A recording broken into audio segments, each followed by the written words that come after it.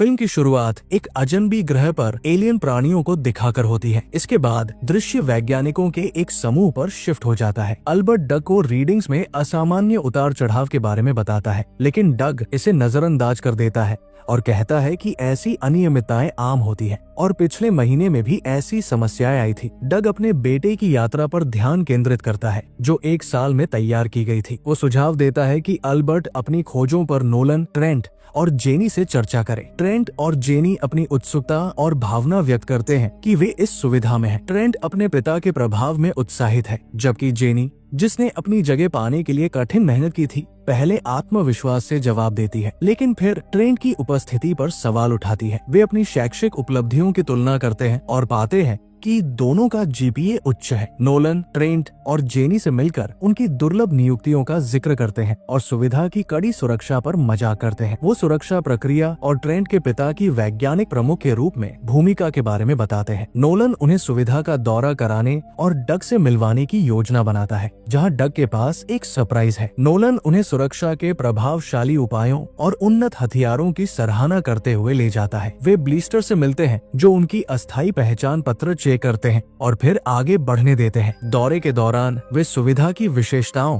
और एक असफल सुरक्षा प्रयोग पर चर्चा करते हैं। दौरा अचानक रुक जाता है जब एक महिला नोलन को बताती है कि अल्बर्ट को उसे अवलोकन कक्ष में देखना है। नोलन ट्रेंट और जेनी को बताता है कि उसे दौरा जल्दी खत्म करना पड़ेगा क्योंकि उसे बुलाया गया है। वो संक्षेप में बताते हैं कि 1951 में एक अनोखी आवृत्ति का पता चला था, जिससे एक दरार या वर्महोल का पता चला था, जो संज्ञानात्मक और बौद्धिक आवृत्तियां उत्सर्जित करता है, जिससे एलियन उत्पत्ति का अनुमान है। सुविधा इस दरार की निगरानी करती है और जबकि अधिकांश सिग्नल उत्सर्जक नष्ट हो जाते हैं, एक सिग्नल केपलर 22b नामक ग्रह तक पहुंच सकता है, जो 620 प्रकाश वर्ष दूर है। डग पहुंचता है और ट्रेंट और जेनी से औपचारिक रूप से मिलता है और पेशेवरता का महत्व बताता है। वो नोलन को बताता है कि अल्बर्ट कक्ष में उसका इंतजार कर रहा है। नोलन अल्बर्ट से मिलने के लिए चला जाता है। डग ट्रेंट और जेनी को दरार दिखाने ले जाता है और उसकी प्रभावशाली उपस्थिति पर विस्मय व्यक्त करता है। डग बताता है कि जबकि अल्बर्ट का मानना है कि पोर्टल मजबूत हो रहा है, इसके बारे में सिद्धांत बार बार बदलते रहते हैं। अल्बर्ट का मानना है कि जैसे ही दरार एक महत्वपूर्ण स्तर तक पहुंच जाएगी, एक घटना घटित होगी। वे दरार की जांच करते हुए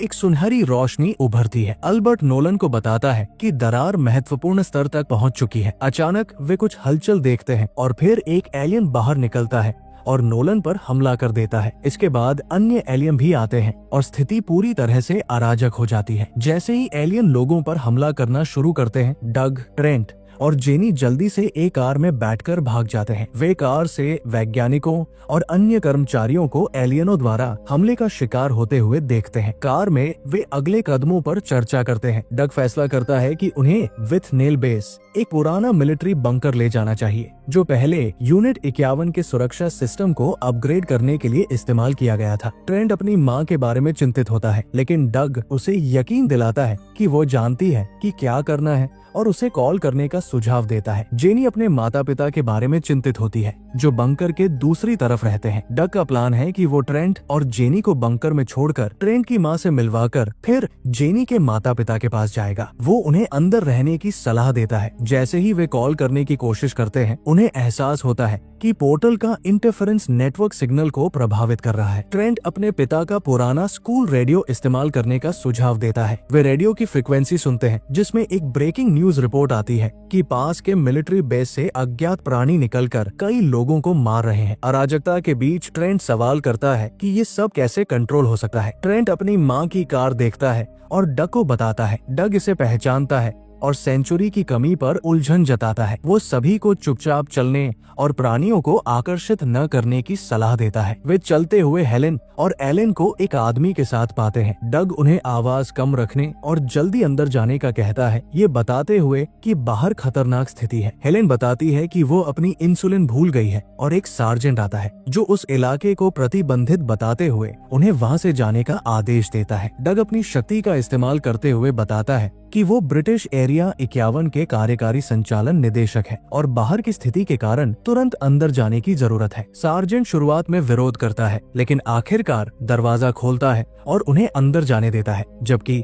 सैनिक बाहर आने वाले एलियनों पर गोलियां चलाते हैं और दरवाजा बंद कर देते हैं। सुविधा के अंदर एक बहस शुरू हो जाती है। डग पूछता है कि क्या सभी ठीक है और आदमी गुस्से में जवाब देता है कि वे बाहर मर सकते थे। 15 मिनट तक मदद के लिए चिल्लाते रहे। एक सैनिक माफी मांगता है, बताते हुए कि वो बस आदेशों का पालन कर रहा था और उसे नहीं पता था कि क्या करना है। डग सभी को शांत करने की कोशिश करता है, ये बताते हुए कि बहस करने से कोई फायदा नहीं है। वो पूछता है कि कौन जिम्मेदार है और सैनिक उसे बताता है कि लेफ्टिनेंट बैन कमांड सेंटर में। जेनी अपने माता पिता के बारे में चिंता करती है, लेकिन डग उसे यकीन दिलाता है कि वे जल्द ही इसका समाधान करेंगे। वो पहले लेफ्टिनेंट बैन से मिलने का फैसला करता है और सार्जेंट से कहता है कि वो उन्हें कमांड सेंटर तक ले जाए। सैनिक डग को सुविधाओं के अंदर ले जाता है, जहां वो पुराने प्रशिक्षण कार्यक्रम से छोड़े गए उपकरणों के बारे में बताता है। डग बाहर की स्थिति के बारे में पूछता है, लेकिन सैनिक कहता है कि लेफ्टिनेंट बैन जल्दी ही वो जानकारी देंगे। डग बंकर के लेआउट और स्थिति के बारे में पूछता है और सैनिक बताता है कि बंकर में 3 मंजिलें हैं। ऊपर की मंजिल रहने के लिए, बीच की मंजिल कमांड सेंटर के लिए और नीचे की मंजिल औद्योगिक तत्वों और एक द्वितीयक निकासी के लिए है। डग बंकर में मौजूद कर्मचारियों की संख्या के बारे में भी पूछता है, तो सैनिक जवाब देता है कि वहाँ केवल कुछ लोग हैं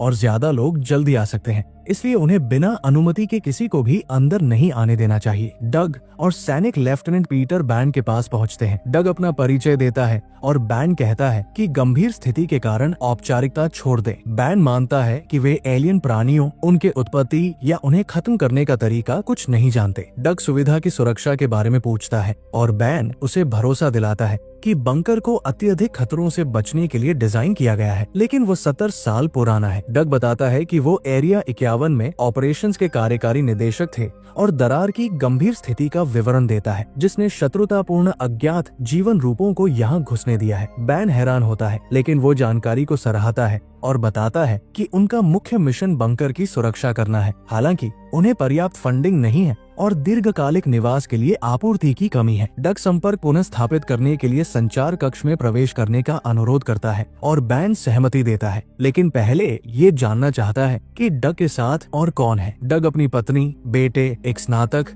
और 2 अन्य नागरिकों का नाम बताता है, जिनमें से एक घायल है। हेलेन को बिस्तर पर लिटाते हुए एलियन को हेलेन की हालत बहुत खराब लगती है और वो तुरंत उल्टी करने लगती है। चिंतित आदमी उसे अस्पताल ले जाने का सुझाव देता है, लेकिन हेलेन जिद्दी होकर कहती है कि वो ठीक है और उसे चिंता करने की जरूरत नहीं है। आदमी उसे पानी लाने का प्रस्ताव करता है, लेकिन वो मना कर देती है। वो जाने के बाद एलेन हेलेन की हालत को लेकर चिंतित होती है और उसे बताने का सुझाव देती है कि क्या हुआ है, क्योंकि उसे डर है कि हेलेन को कुछ हो सकता है। हेलेन जोर से मना करती है, डरते हुए कि अगर किसी को पता चला तो उन्हें बाहर निकाल दिया जाएगा। वो एलेन को आश्वस्त करती है कि उसे बस सोने की जरूरत है और वो सुबह तक ठीक हो जाएगी। हेलेन फिर एंटीबायोटिक्स की मांग करती है, क्योंकि उसे पहले की एक जख्म से संक्रमण महसूस हो रहा है। एलेन उन्हें लाने के लिए जाती है और जैसे ही वो कमरे से बाहर जाती है, बर्तन में कीड़े दिखाई देते हैं, जिससे संक्रमण या प्रदूषण की गंभीर स्थिति का संकेत मिलता है। जेनी आखिरकार रेडियो के माध्यम से अपने पिता से संपर्क कर पाती है। वो घबराई हुई उन्हें पुकारती है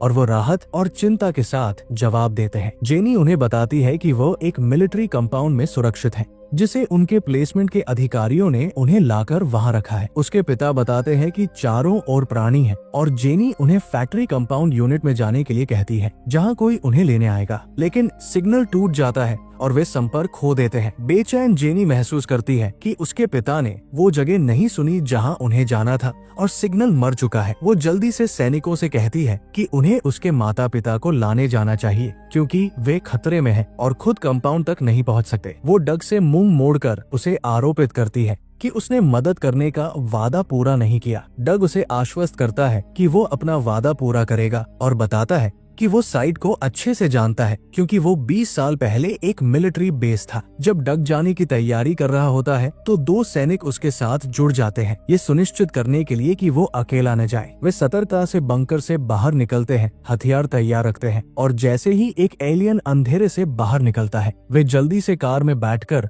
उस इलाके से भाग जाते हैं। नियंत्रित स्थान पर पहुंचने पर वे पाते हैं कि जेनी के माता पिता वहां नहीं हैं। उन्हें ढूंढने का फैसला करते हुए वे दूसरे प्रवेश द्वार की जांच करने के लिए उस दिशा में बढ़ते हैं। डग का अनुमान है कि अगर जेनी के माता पिता मुख्य प्रवेश द्वार से बच गए हैं तो वे सर्विस रोड से आ सकते हैं, जिससे वे इंजीनियरिंग बिल्डिंग्स के पीछे पहुंच सकते हैं। जैसे ही वे एक सिटी की आवाज सुनते हैं, सैनिकों का कहना है कि जल्दी कदम उठाना चाहिए। वे धीरे धीरे आगे बढ़ते हैं, लेकिन जल्द ही एक एलियन का सामना करते हैं। तनाव के बीच एक सैनिक जैक अलग होने का सुझाव देता है, लेकिन डग और दूसरे सैनिक इसे नकारते हैं, ये कहते हुए कि ऐसी स्थितियों में अक्सर फिल्म्स में किरदार एक एक करके मरते हैं। डग उन्हें अलग तरीके से मार्गदर्शन करता है और वे जल्दी से एक सीवर के प्रवेश द्वार तक पहुंच जाते हैं। अंदर घुसकर लोहे की सलाखें बंद कर लेते हैं, जिससे वे बाहर के एलियन खतरे से सुरक्षित हो जाते हैं। सुविधा में एक आदमी एलन के पास आता है और वो उसे सुरक्षा में लाने के लिए धन्यवाद करती है, लेकिन उसे संकोच है कि अगर वो नहीं होता तो क्या होता। वो धन्यवाद की जरूरत को नकारते हुए एलन से उसकी दोस्त की हालत के बारे में पूछता है। एलन उसे आश्वस्त करती है कि उसकी दोस्त ठीक हो जाएगी और अपनी असली पहचान बताती है। एलन की बजाय उसने पहले जो नाम बताया था वो रोज था। आदमी खुद को कोल्ड बताता है और फिर देखता है कि उसका बटुआ एलन के पास है, जिससे उसे समझ आता है कि वो जानती थी कि वो एक सैनिक है। कोल्ड अपनी निराशा व्यक्त करता है और बताता है कि वो उसे डेट करने का विचार कर रहा था। एलन माफी मांगती है